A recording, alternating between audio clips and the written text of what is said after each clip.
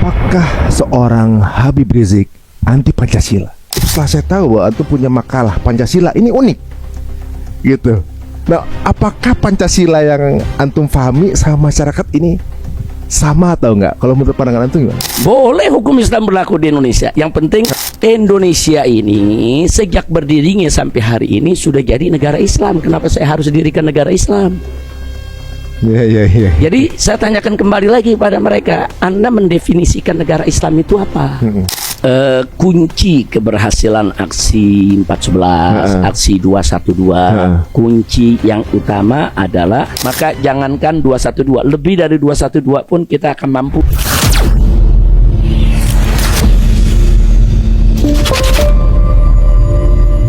Assalamualaikum warahmatullahi wabarakatuh. Selamat ketemu lagi di Cerita Untung teman-teman semuanya. Mungkin ini podcast paling grogi yang pernah saya jalanin ini, karena langsung ketemu sama Ibe nih. Assalamualaikum Be. Waalaikumsalam warahmatullahi wabarakatuh. Sebelumnya terima kasih Be untuk kemudian bisa menjadi tamu kita nih.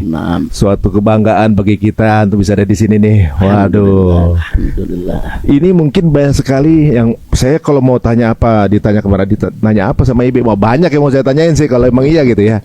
Karena jujur dulu awal Be, kalau secara jujur di awal dulu tuh saya termasuk yang karena waktu belum kenal gitu kan, lihat antum kayak keras banget ini Ustadz gitu kan. Ini Ustadz keras banget sih kalau ngomong, emosi gitu. Udah gitu temen-temen ibaratnya kalau lagi, ya namanya kita masih sering keluar malam Be, ibaratnya terus lihat FI kayaknya gimana gitu kan. Nah setelah kenal itu berubah total gitu kan. Setelah, jadi orang bilang kan apa ya, tak kenal maka tak sayang gitu ibaratnya. Nah ini tapi saya rasa orang seperti saya banyak Bib. Begitu. Banyak, sampai sekarang juga banyak gitu ya. Mungkin belum bertaaruf gitu ibaratnya. Nah di sisi ini, tapi antum paham nggak di apa namanya, diprasangkakan begitu? Insya Allah kita paham. Paham ya. Jadi kalau misalnya ada kasus apa-apa atau mungkin berita gimana, saya ini jujur kalau nanya sama Ibe nih, beliau nanggepinnya santai gitu. Tapi kalau lagi di publik kan seperti keras gitu. Nah ini banyak yang mungkin orang salah paham mengenai apa namanya antum sendiri gitu. Nah ibaratnya gini, orang mungkin menyangka antum ini kaku gitu, atau juga mungkin keras atau bagaimana gitu ya. Tapi setelah saya tahu bahwa antum punya makalah Pancasila ini unik gitu. Nah, apakah Pancasila yang antum pahami sama masyarakat ini sama atau enggak? Kalau menurut pandangan antum gimana? Terima kasih banyak Mas Ari, jazakumullah khair jasa atas undangannya. Mudah-mudahan pertemuan ini menjadi penyebab turunnya rahmat, barakah buat kita, jadi penyebab adanya taufik hidayah buat kita maupun buat yang menyaksikan daripada bincang-bincang kita hari ini. Benar. Jadi memang kita sama tahu bahwa Pancasila itu kan dasar negara Republik Indonesia. Dulu ketika saya masih menjadi mahasiswa di King Saud University di Riyadh, Saudi Arabia, itu tahun 85 ya kita mulai masuk ke sana. Nah di tahun-tahun itu kan 85, 86 kan masih apa namanya, ada penataran P4 ya. Iya, jadi mahasiswa di Timur Tengah kan juga diharuskan untuk mengikuti penataran P4. Waktu itu saya ikut, saya dengan kawan-kawan ikut penataran P4, itu diskusi, dialog, karena model penataran itu kan ada dialog, ada diskusi, ya kan, ada debat, ada kelompok-kelompok dari mahasiswa. Dan ketika itu salah satu pemberi daripada materi tentang P4-nya Pak Utoyo Usman, dulu kepala BP7 atau apa begitu dia. Jadi artinya memang sejak kita sekolah juga dulu, dari mulai SD, SMP, SMA, kita kan sudah dapat pelajaran tentang Pancasila. Nah jadi artinya pengenalan saya maupun siapapun ya yang ikut kurikulum di tahun-tahun itu, di tahun-tahun saya masih SD, SMP, SMA sampai kuliah, itu memang Pancasila pelajaran wajib. Nah jadi siapapun kalau serius belajar mempelajari Pancasila, ya dia akan tahu apa dan bagaimana Pancasila tersebut.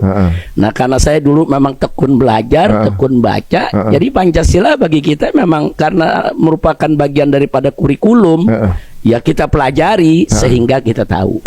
tahu karena belajar. Oh, begitu. Tahu karena kita berinteraksi langsung dengan Pancasila itu sendiri. Nah, begitu saya ambil S2 di University Malaya. Nah, di situ kita diskusi dengan kawan-kawannya. Dulu kawan-kawan yang mendorong saya untuk ambil S2 tuh ada Dr. Hamid Sarkasi yang sekarang di apa namanya di Gontor rektor kalau nggak salah atau apa. Kemudian juga ada Dr. Adian Husaini. Nah, ini ya di Universitas Ibn Khaldun yang di Bogor, dekan kalau nggak salah saat ini. Ada Miumi juga. Jadi artinya beliau-beliau ini dulu setiap saya dakwah di Malaysia, kita habis dakwah tuh kita kumpul, kita bincang, diskusi, dialog. Nah, beliau-beliau ini yang mendorong kita untuk ambil S2. Nah, begitu juga pada saat kita mau cari judul apa nih tesisnya nih, kita bincang media. Mereka sarankan sebaiknya Pancasila, Habib. Karena Pancasila ini kan sebagai dasar negara Indonesia perlu juga diketahui oleh luar negeri. Jadi kita mencoba untuk memperkenalkan Pancasila di Malaysia, tapi dengan persepsi apa sih pengaruhnya Pancasila terhadap penerapan syariat Islam di Indonesia. Karena ada juga yang menyampaikan, oh ini negara Pancasila hukum Islam nggak boleh berlaku. Di negara Pancasila ini pantang yang namanya syariat itu berlaku. Nah, melalui tesis itu kita ingin buktikan nggak seperti itu. Pancasila itu tidak anti syariat Islam. Pancasila itu bukan belenggu untuk penerapan syariat Islam. Nah, jadi kita buktikan secara ilmiah dalam tesis ternyata di negara Pancasila banyak sekali hukum-hukum Islam yang sudah berlaku. Seperti dalam urusan pernikahan, perceraian, wakaf, hadiah, hibah, itu kan di Indonesia udah ada ininya komparasi hukum Islamnya. Jadi nggak betul kalau hukum Islam tidak bisa berlaku di negara Republik Indonesia yang berdasarkan Pancasila. Jadi Pancasila itu welcome terhadap hukum Islam, kenapa tidak? Nah, jadi saya masih jadi ingat waktu saya baca isi pidato, redaksi pidato daripada Bung Karno ya. Beliau mengatakan kepada kelompok-kelompok Islam ketika itu, beliau katakan silakan yang kelompok Islam mau terapkan hukum Islamnya atau agama lain silakan. Silakan itu perjuangkan, tapi lewat yaitu jalur konstitusional. Artinya perjuangkan itu lewat parlemen, lewat DPR. Kalau DPR udah menyetujui menjadi undang-undang, no problem. Jadi dari mulai sejarah lahirnya Pancasila sampai hari ini tidak ada satu klausul pun yang melarang syariat Islam itu diberlakukan di negara yang berdasarkan Pancasila. Jadi boleh hukum Islam berlaku di Indonesia. Yang penting ikut prosedur ya, prosedur konstitusional yang sudah diatur oleh perundang-undangan. Waduh, berarti kayak fitnah-fitnah bahwa antum cuma kepengen Indonesia jadi negara Islam gitu ya. Ibaratnya anti Pancasila itu salah berarti itu ya. Justru maaf, saya pernah dulu didatangi ada beberapa belas wartawan-wartawan asing dari Jepang, dari Eropa, dari Amerika. Mereka tanya, Habib Rizik, ini Anda mendirikan Front Islam dulu, namanya Front Islam ya, FPI. Ini tujuannya mau mendirikan negara Islam. Saya jawab kepada mereka, saya nggak perlu mendirikan negara Islam di Indonesia. Mereka bilang, loh kenapa? Kan FPI selama ini kan bicara syariat Islam, hukum Islam, hukum potong tangan pencuri, potong tangan koruptor. Ini kan berarti mau bawa Indonesia jadi negara Islam. Saya bilang enggak. Indonesia ini sejak berdirinya sampai hari ini sudah jadi negara Islam. Kenapa saya harus dirikan negara Islam? Jadi saya tanyakan kembali lagi pada mereka, Anda mendefinisikan negara Islam itu apa? Oh, negara Islam itu harus ditulis dalam konstitusi bahwa negara ini adalah negara Islam. Itu definisi Anda. Definisi kami sesuai dengan ilmu fikih, ilmu syariat. Negara Islam itu definisinya nggak begitu. Jika sebuah negara berpenduduk mayoritas Muslim, dipimpin oleh orang Islam dan syiar Islam berjalan, itu negara Islam. Soal hukum potong tangan belum berlaku, itu persoalan lain. Soal pidana Islam belum diterapkan, itu persoalan lain. Yang jelas Indonesia penduduknya mayoritas Islam. Presidennya selama ini dengan wakil presiden juga Islam. Menteri-menterinya juga mayoritas Islam. Gubernur-gubernurnya juga kebanyakan Islam. Memang negara mayoritas Islam. Dan syiar Islam kan gak dilarang di Indonesia. Masjid di mana-mana mengumandangkan azan. Nah, sholat 5 waktu orang berbondong-bondong, apalagi sholat Jumat, masjid penuh. Kemudian beberapa klausul hukum Islam dalam soal keluarga, dalam soal ekonomi diberlakukan, diizinkan di Indonesia. Artinya syiar Islam itu udah ada. Jadi berdasarkan kriteria ini, Indonesia sebetulnya sudah jadi negara Islam. Bukan statement aja gitu ya. Menjadi negara Islam nggak mesti menyatakan diri Republik Islam Indonesia, enggak. Ini negara Republik Indonesia berdasarkan Pancasila dan Undang-Undang Dasar 1945 dengan bendera merah putih, dengan lambang Garuda, dengan semboyan Bhinneka Tunggal Ika, yang di dalam praktek hukum kebernegaraannya ternyata banyak hukum-hukum Islam sudah diadopsi dan menjadi bagian daripada hukum positif nasional. Bagi saya ini udah negara Islam, udah masuk kriteria negara Islam. Makanya Indonesia masuk jadi anggota OKI, Organisasi Konferensi Islam. OKI itu kan kumpulan negara Islam. Makanya Indonesia masuk di sana karena dianggap sebagai negara Islam. Yang merumuskan Pancasila juga ulama ya. Ya, Pancasila sendiri kan lahir dari rahim Islam. Lahir daripada perjuangan para ulama. Nah, jadi memang kita punya tesis itu ingin membuktikan begini, tesis itu kita harapkan melalui tesis itu jangan lagi Pancasila dihadap-hadapkan dengan Islam. Jangan diadu-adu dengan Islam. Sempat beberapa kali kan? Bukan hanya beberapa kali, sering. Iya benar. Kadang-kadang bertentangan. Kalau orang bicara Islam langsung dianggap anti Pancasila. Gitu. Kalau orang bicara syariat dianggap ingin merubah Pancasila. Enggak begitu. Kita tetap setia kepada Pancasila, tetap itu sebagai dasar negara kita. Nah, tinggal bagaimana kita mengimplementasikannya. Masya Allah. Ini yang baru nonton baru paham nih. Orang pasti mikirnya berbeda mengenai pandangan antum ini. Banyak yang mikir berbeda nih. Tapi uniknya juga dengan sejauh ini ya, Anda juga nggak pernah ngeliat non Muslim itu pernah punya salah paham sama antum. Justru sesama Muslim kadang-kadang yang salah paham. Itu bagaimana? Hubungan dengan non Muslim tuh baik-baik aja gitu ibaratnya. Tapi malah sesama Muslim kadang-kadang. Jadi begini, Mas Ari, kalau saya melihat ini kita dalam kehidupan sehari-hari ya. Jadi kalau ada kebencian orang terhadap kita atau pandangan yang negatif kepada kita, ini kan kita mesti pelajari dulu latar belakangnya atau sebabnya kenapa. Jadi kalau ada orang benci kepada kita karena belum kenal, nggak usah khawatir. Nanti udah kenal juga bencinya hilang. Tinggal waktu.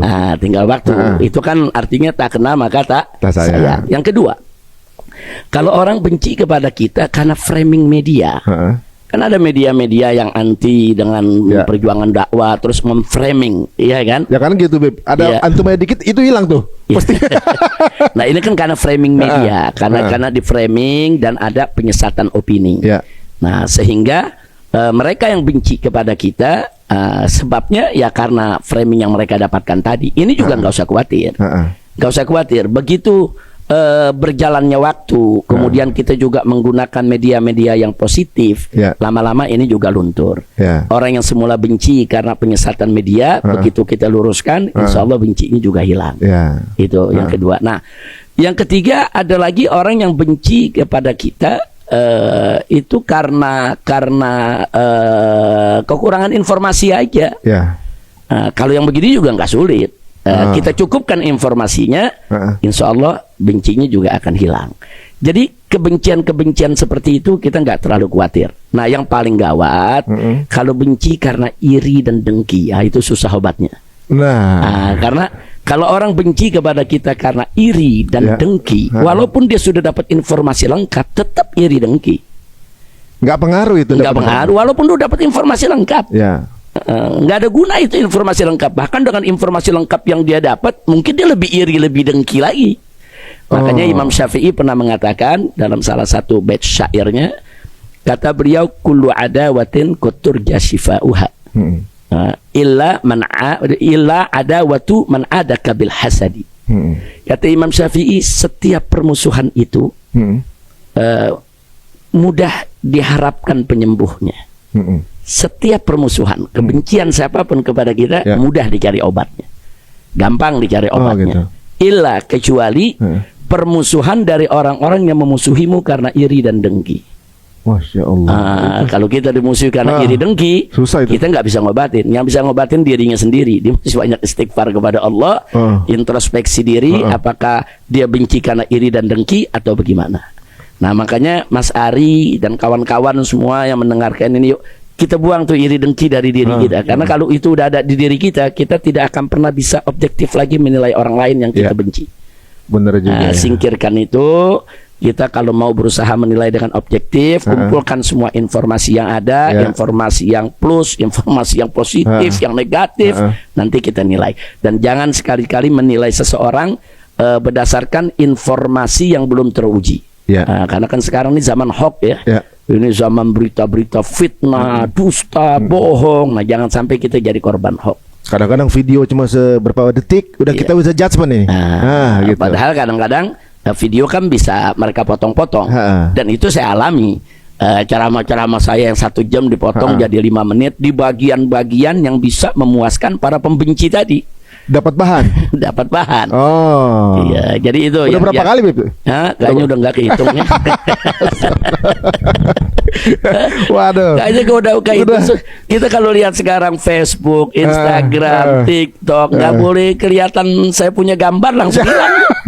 Jangankan gambar, ditulis nama aja Habib Rizik langsung di-banner. Langsung kena. Jadi uniknya dulu ada temen kan katanya kalau pasang foto antum itu kan kena itu kan. Ya, kalau anak syaitan cari animasi antum jadi. Kan kalau ngepost gitu atau siluet gitu kan. Teman anak ada yang dia foto di foto antum. Foto di fotonya aja kan lebih. Foto di foto kena ban. Nah, itu di beberapa platform seperti itu. Tapi sekarang ini kan ibaratnya kalau kita lihat ya, memang di setiap era pemerintahan ada kesempatan di mana fitnah itu ada, gitu. Nah, untuk saat ini sepertinya agak lebih light nih. Kita bisa ngobrol begini, bisa kemudian bisa tampil di media antum gitu ibaratnya. Udah nggak seperti dulu gitu. Maksudnya dulu nongol sedikit aja atau sebut nama antum inisialnya aja kena gitu ibaratnya di sosial media gitu. Nah, bagaimana menurut pandangan antum nih? Ya, jadi kita dulu maupun sekarang bagi para juru dakwah seperti saya ya sebagai ustadz juru dakwah tetap harus memposisikan diri sebagai juru dakwah yang berdakwah dan selalu menegakkan amar ma'ruf nahi munkar. Sehingga bagi kita baik zaman dulu maupun sekarang sulit ataupun gampang, ya bagi kita sama aja. Sama aja. Artinya kita punya media-media lain kok yang bisa kita manfaatkan. Contoh, sepanjang era setelah reformasi lah kita katakan, kita bicara setelah reformasi ya, sebelum maraknya medsos, sebelum maraknya medsos, orang belum kenal Twitter, Facebook apa. Nah, saat itu banyak media-media mainstream di Indonesia yang memframing bahwa Habib Rizik itu ekstrem, FPI itu radikal, kadang-kadang juga ada yang langsung menuduh embrio teroris dan lain sebagainya. Saat itu kan boleh dikatakan kita sulit melawannya itu framing, karena saat itu kan bukan zaman medsos. Saat itu kan yang dipegang oleh media-media mainstream, televisi nasional yang pegang itu. Jadi kalau sudah media mainstream mencap kita ekstrim, ya se-Indonesia bisa sebut kita ekstrim. Dan saat itu kemampuan kita untuk menjawab lewat media itu memang agak sulit, kecil. Tapi jangan lupa bahwa kita kan juga punya mimbar. Mimbar itu kan dihadiri oleh ribuan orang, kadang-kadang ratusan ribu orang. Dan mimbar-mimbar itu kan lebih interaktif daripada media-media mainstream. Kita langsung bertemu dengan umat. Kita langsung duduk di tempat yang sama dengan umat. Nah, ternyata itu dulu sangat efektif untuk menangkal fitnah-fitnah tersebut. Jadi kita tidak punya media elektronik, tapi kita punya media mimbar. Kita punya media pengajian. Dan kita punya media organisasi yang punya cabang-cabang di seluruh provinsi. Nah, jadi media-media ini yang menangkal berita-berita tersebut. Sebelum ada medsos, itu sudah kita lakukan. Dan itu efektif untuk zaman itu. Nah, sekarang setelah ada medsos lebih mudah lagi menangkalnya. Jadi walaupun di ban sana sini ada juga tetap aja ada media. Contohnya di ban di Facebook, di Instagram, kemudian di TikTok. Twitter masih bebas. YouTube masih bebas. Nah, ditambah lagi kan kita bisa buat media-media yang lainnya dengan menggunakan platform-platform yang lain. Nah, jadi artinya bagi seorang dai jangan pernah ngandelin itu. Terlalu ngandelin media untuk dakwah. Enggak, kita punya media yang lebih unik lagi. Kita punya media bisa berinteraksi langsung dengan ratusan ribu umat di satu lokasi. Itu kan luar biasa.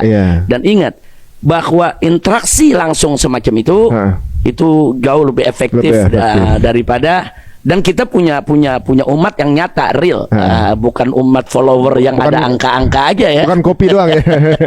Bukan follower angka itu kan kadang-kadang ada bot bisa dibuat. Kalau ini kan nyata, real.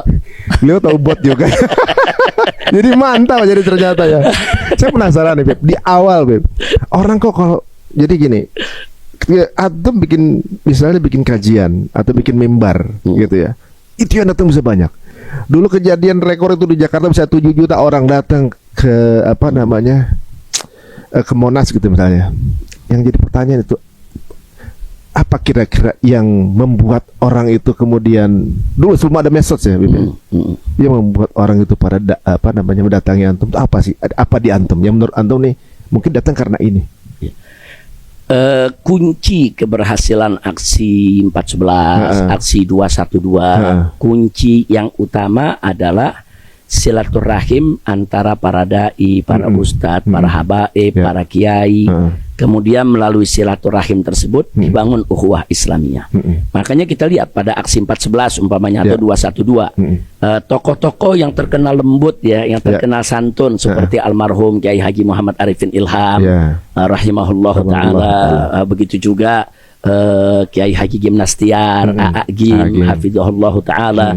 Ini kan orang-orang yang terkenal santun, lembut, yang ramah di dalam dakwahnya. Tapi ternyata bisa bersatu kok. Siapa bilang nggak bisa bersatu? Nah, di sana ada boleh dikatakan kelompok-kelompok yang dianggap keras ya. Di sana ada Ustadz Abu Jibril, kemudian ada Kiai Haji Abdul Rasid Abdullah Syafi'i, tua tapi tegas luar biasa. Ternyata semua bisa disatukan. Nah, artinya apa di sini? Silaturahim itu penting. Kalau saya sendiri nggak bakal mampu untuk membuat aksi 411 atau 212 dengan peserta yang sedemikian banyak. Saya sendiri nggak mampu. Kita silaturahim. Nah, ketika itu saya dengan kawan-kawan kita silaturahim ke ke MUI, kita silaturahim ke NU DKI. Di situ waktu itu ada mustasarnya Kiai Haji Mahfuz Asirun. Bahkan kita juga silaturahmi ke PP Muhammadiyah. Ada Dr. Haidar Nasir. Kita datang, kita sampaikan kenapa kita harus menggelar 212, karena ini, karena ini, karena ini.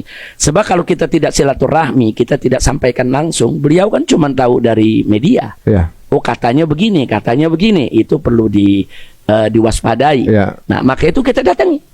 Saya datang dengan kawan-kawan. Oh, jadi masih dengan cara itu langsung, bukan telepon? Enggak, kita datang ke Dr. Haidar Nasir, hafizahullah taala, beliau sambut. Di sana ada Buya Anwar Abbas, ada yang lainnya, saya tidak sebutkan satu persatu. Mereka sambut baik, mereka dengarkan.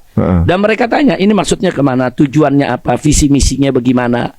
Nah, jadi kita datangi satu-satu. Pimpinan-pimpinan pondok pesantren kita datangi. Tapi kita berbagi tugas ya, saya nggak sendiri. Nah, jadi saya ditugaskan pondok pesantren mana saja. Di sana ada Kiai Haji Sobri Lubis, pondok pesantren mana saja. Di sana ada Kiai Muhammad Khattat, beliau komunitas mana saja. Nah, dengan persatuan seperti itu, nah bisa terwujudlah 411 212. Ada Kiai Haji Zaitun Rasmin dari Wahdah Islamiyah, ada Ustadz Bakhtiar Nasir yang juga ikut, ada almarhum Syekh Ali Jabir rahimahullahu taala. Kalau saya sebutkan satu persatu terlalu banyak. Cuman yang saya pengen gambarkan di sini, ini kan mereka berbeda-beda warna ini. Berbeda-beda ini. Cara dakwahnya, kemasan dakwahnya, tapi bisa kok bersatu dalam 411 212. Kenapa? Karena memang isu yang diangkat itu menyatukan semua, membela Al-Qur'an. Al-Quran yang dinista, Al-Quran yang dinodai, semua merasa punya tanggung jawab untuk membela Al-Quran. Nah, karena ada isu yang menyatukan, Al-Quran menyatukan kita, karena kita bisa turun bareng. Jadi kuncinya silaturahmi, bangun ukhuwah Islamiyah, dengan adanya kuatnya persaudaraan persatuan, maka jangankan 212, lebih dari 212 pun kita akan mampu untuk membuatnya kalau ada persaudaraan yang kuat, persatuan yang bagus. Nah, Masya Allah. Nah, kalau sekarang nih agak sedikit ini, Bib. Di zaman media dan sosmed seperti sekarang nih, agak miris gitu kalau sekarang ini sepertinya kelompok umat Islam seperti terklaster atau ada folder-foldernya. Kadang-kadang orang tuh lebih semangat sama kendaraan dibanding tujuan. Jadi ibaratnya sama-sama mau ke Monas misalnya, tapi beda jalan gitu. Yang satu lewat Sudirman, satu lewat Kuningan. Yang lewat Sudirman bilang, yang di Kuningan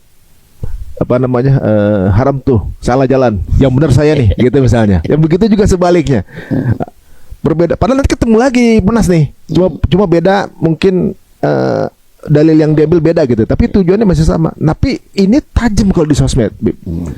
Ini beda sedikit, ini serang. Ini gantian, ini serang misalnya gitu. Apakah budaya untuk kemudian bersilaturahmi seperti antum contohkan tadi itu udah mulai berkurang sekarang ini? Lebih banyak tuh lewat medsos untuk komunikasinya. Kadang-kadang saya pernah menjadi perlintasan dua orang ulama nih. Jadi jamaahnya beliau dan jamaahnya beliau ini berseteru di sosmed. Ustaznya gue bilang, antum punya nomor telepon ustadz itu? Punya saya, gitu kan. Oh, saya mau komunikasi sama beliau. Beliau tabayun diskusi nggak ada masalah. Jadi medianya ininya kadang-kadang terlalu lebih kencang dibanding mereka, nya nggak ada masalah, baik-baik aja. Tapi di luaran seperti seolah-olah Muslim tuh nggak kompak sebenarnya ya. Berbeda sedikit akan jadi permasalahan. Ini pandangan antum gimana? Ya memang sesuai dengan kabar dari Nabi alaihi salatu wassalam bahwa suatu zaman nanti akan banyak kelompok Ruwaibidah. Ruwaibidah itu kan kelompok yang nggak tahu apa-apa, tapi sok tahu semua. Jadi rajulun tafi fi amril ammah. Jadi Nabi menggambarkan nanti akan datang satu zaman bahwa di situ akan banyak Ruwaibidah yang berani bicara dalam urusan umat yang bukan bidang dia.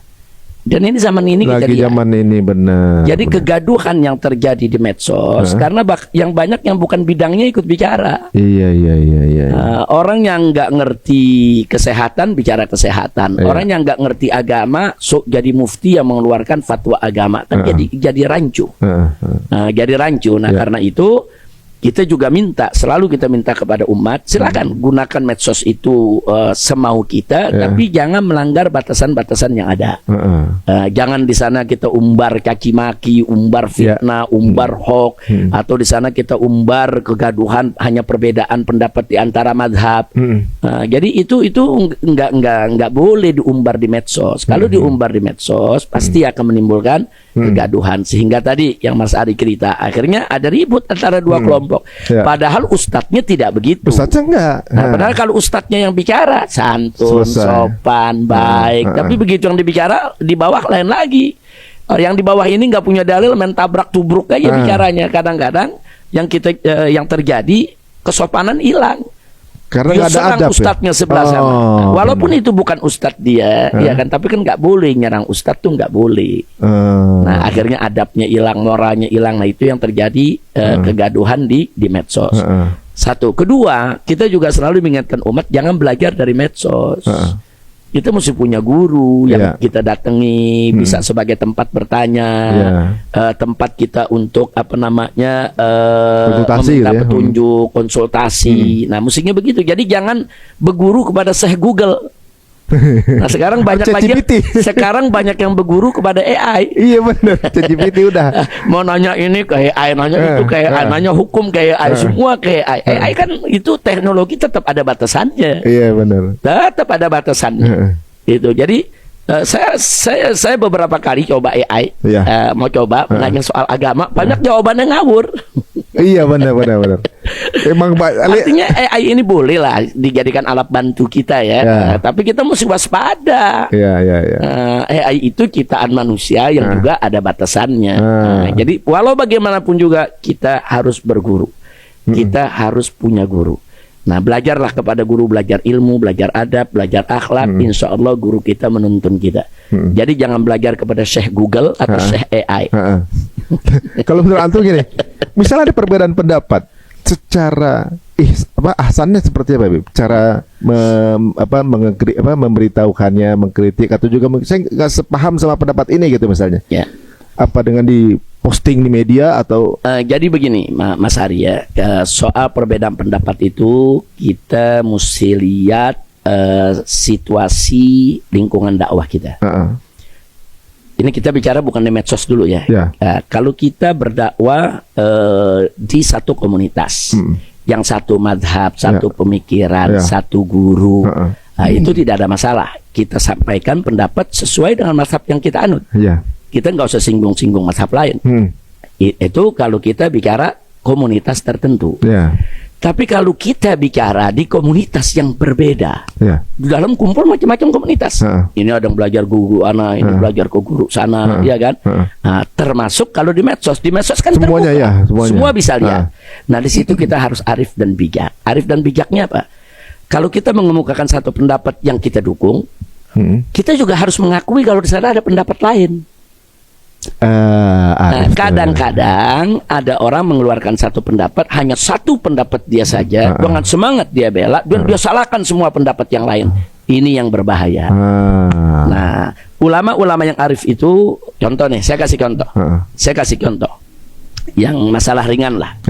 Kalau di medsos orang ingin bicara tentang kunut dalam sholat subuh. Iya kan? Katakan saya mengikuti mazhab Syafi'i yang melakukan kunut. Kalau saya ngajar di komunitas saya sendiri, saya bicara hanya dalil tentang bolehnya kunut. Saya nggak bicara pendapat lain. Tapi kalau saya bicara di medsos, saya mesti jelaskan. Saya jelaskan ini bahwa kita kunut dengan dalil bla bla bla bla bla bla bla. Tapi nanti kita kasih tahu. Tapi ingat ya, di sana ada mazhab lain yang berbeda.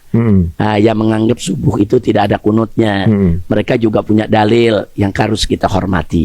Itu harus disampaikan. Sehingga umat tercerahkan, terbuka. Oh, ada mazhab lain yang seperti itu. Jadi nanti mereka tuh umat begitu mereka berbaur dengan kelompok lain, nggak saling menyalahkan. Oh, ini yang guru kita bilang nih ada pendapat lain. Oh, ini yang guru kita bilang nih ada pendapat lain. Jadi kita punya jamaah nggak kaget. Tapi kalau kita cuma bicara hanya satu saja, itu saja, dan semua pendapat di luar itu kita salahkan, ya jamaah kita nanti begitu berbaur dengan pendapat yang berbeda, mereka anggap yang pendapat berbeda itu aliran sesat nih, aliran baru nih. Salah nih, haram nih. Begini, ini salah nih, haram nih. Nah, itu yang jadi persoalan. Kalau di komunitas terbatas, khusus untuk satu mazhab saja, silakan bahas cukup satu mazhab. Tapi kalau di komunitas terbuka, di tempat lain, lebih arif dan bijak. Dia boleh saja ikuti pendapat yang dia inginkan. Tapi dia juga mesti singgung. Ada pihak lain yang punya pendapat berbeda. Contoh, saya kasih contoh. Soal tawassul sama tabarruk. Ada orang menyampaikan tawassul tabarruk itu haram. Itu nggak boleh dilakukan. Itu bid'ah, itu musyrik, itu masuk neraka. Ini nggak arif, nggak bijak. Mestinya dia sampaikan bahwa tawassul tabaruk itu menurut Ibn Taimiyah, umpamanya Ibnu Qayyim, itu nggak boleh, umpama. Kalaupun boleh ada syarat-syaratnya. Bla bla bla bla bla bla. Saya cenderung untuk ikut Ibn Taimiyah, umpamanya.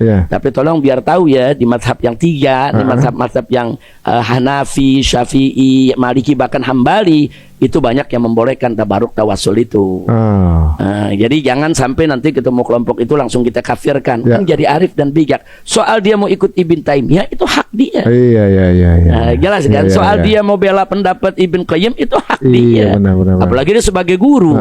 Tapi umat ini jangan hanya disodorkan satu pendapat, sementara pendapat lain tuh disalahkan. Nah, itu yang berbahaya. Karena di medsos ini kan yang ngelihat semua golongan. Tapi kalau di komunitasnya sendiri, komunitas yang memang banyak mengikuti pendapat Ibn Taimiyah rahimahullah, ya boleh dia bahas Ibn Taimiyah saja, nggak perlu bahas yang lain.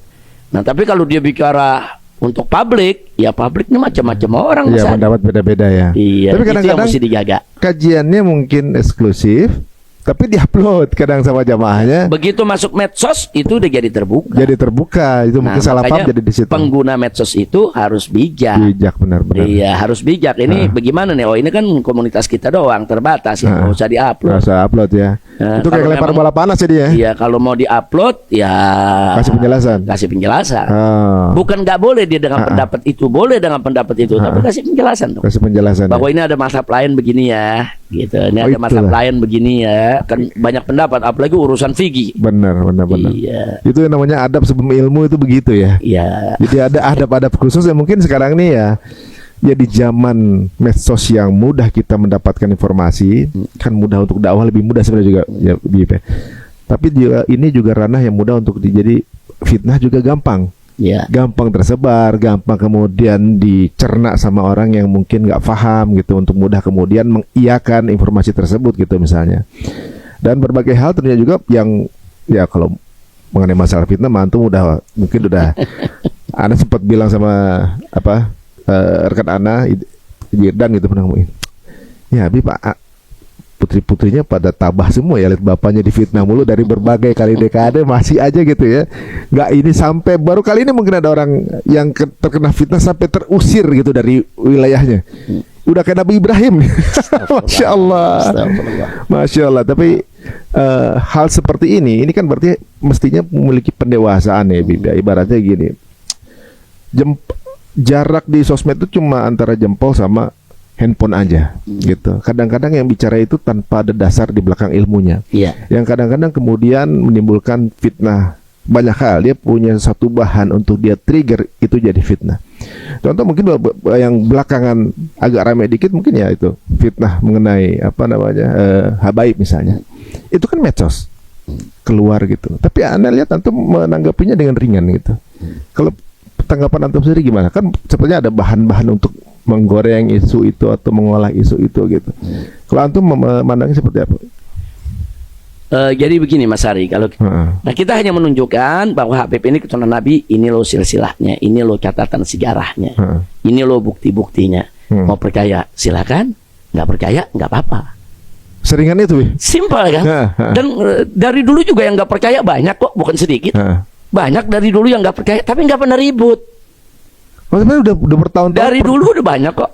Katakan umpamanya sebagian saudara-saudara kita di Muhammadiyah, saudara-saudara kita di Muhammadiyah, dari dulu banyak yang mempertanyakan itu. Saudara-saudara kita dari golongan Al-Irsyad umpamanya, ya kan, sebagian dari dulu juga banyak yang mempertanyakan itu. No problem. Dia mau percaya, dia nggak percaya, hak dia. Dan dari dulu kan yang benci habaib juga banyak. Dari dulu mereka nggak percaya habaib keturunan Nabi juga ada, tapi nggak ribut.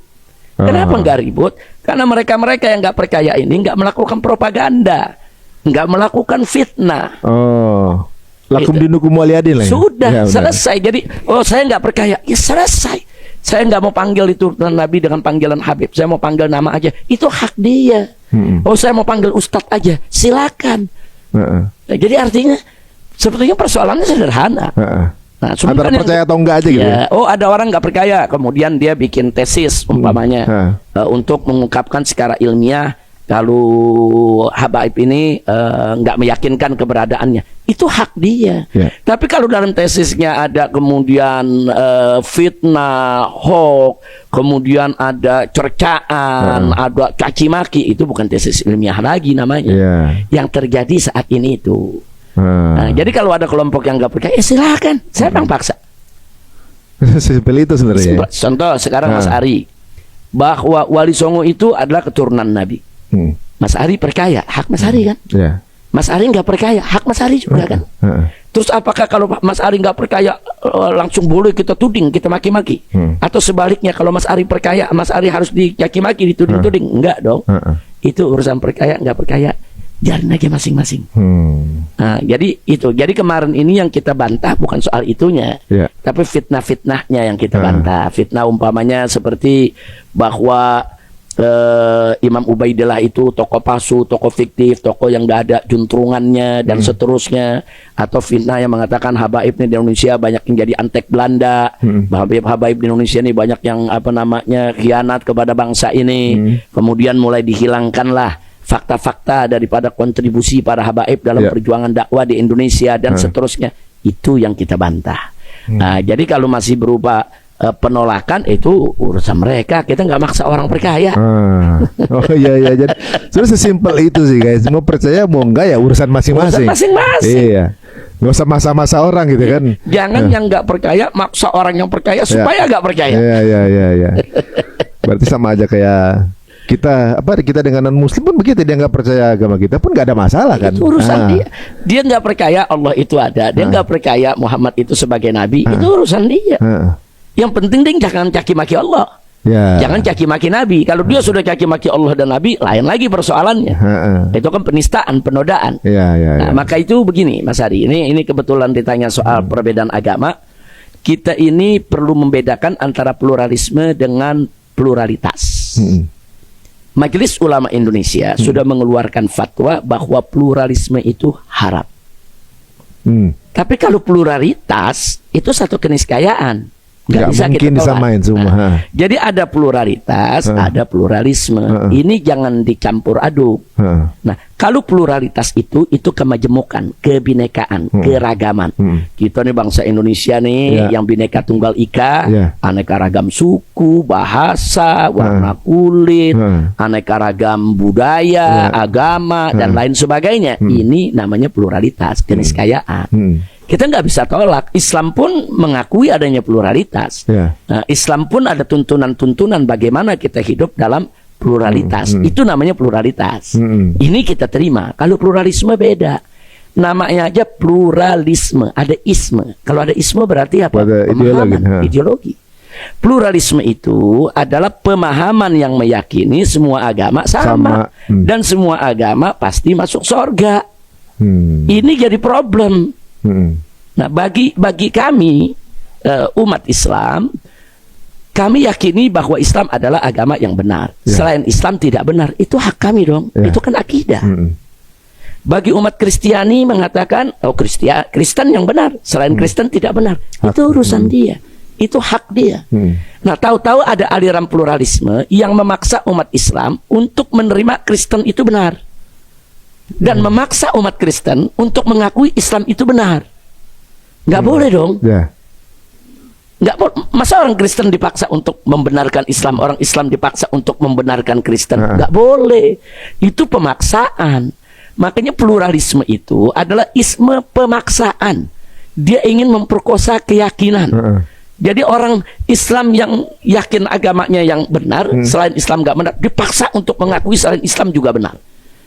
Katanya mereka ini orang-orang yang menjunjung tinggi kebebasan. Faktanya mereka paksa orang untuk mengakui sesuatu yang tidak diyakininya. Nggak boleh dong. Nah, itu pluralisme namanya.